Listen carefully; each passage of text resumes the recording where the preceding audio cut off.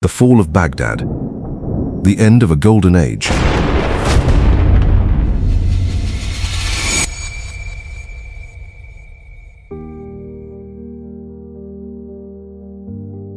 While Europe struggled through centuries of darkness and stagnation, a beacon of justice and civilization stood tall on the banks of the Tigris River.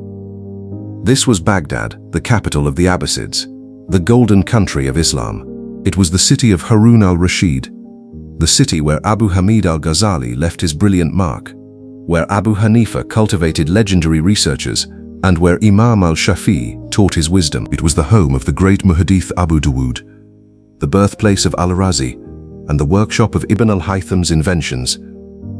From al-Jahiz and al-Khwarizmi to the poetry of al-Mutanabi, Baghdad was the heartbeat of science, history, astronomy, and philosophy. But greatness can breed complacency.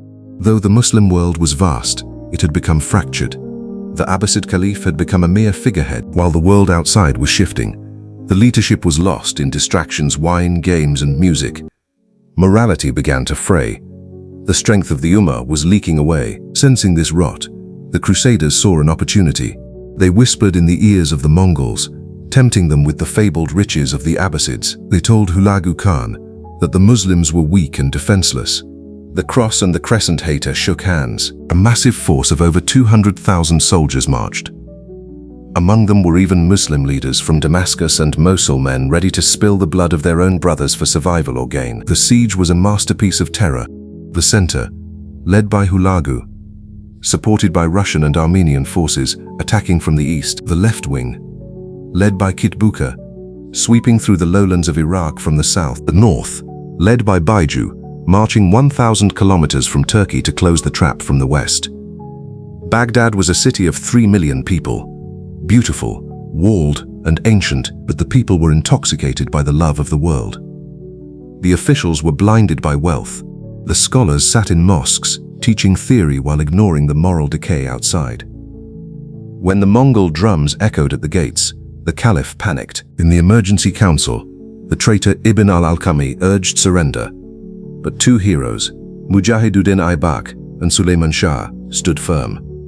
"Jihad is our only option," they cried. The Caliph agreed, but it was too late. The defense crumbled. At Anbar, the very place where Khalid ibn al-Walid had triumphed centuries before the Abbasid army, lacking the spirit of their ancestors, fell. Baghdad was surrounded. The traitor Ibn al-Alqami and the Christian patriarch went to negotiate, but they weren't seeking peace. They were seeking the end of the caliphate.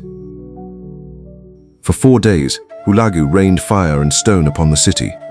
On the 4th day, the great domes began to collapse. Then came the slaughter. The scholars, the imams, the students of knowledge, they were hunted down like sheep. The great Sheikh Muhyiddin Yusuf was slaughtered. The defenders, Aybak and Suleiman Shah, were executed. Even the children weren't spared. 40 infants were murdered in a single location. The Tigris ran red. For 10 days, the massacre continued. Finally, the Caliph al-Mustasim was rolled in a rug and trampled to death by horses. In 40 days, 1 million Muslims were murdered, but they didn't just want to kill the people. They wanted to kill the memory of the civilization. Baghdad housed the world's greatest library. Works of tafsir, physics, chemistry, and history, centuries of human knowledge were thrown into the river. Historians say the Tigris turned black from the ink of the books. The piles of manuscripts were so high they formed a bridge for the Mongol cavalry to cross.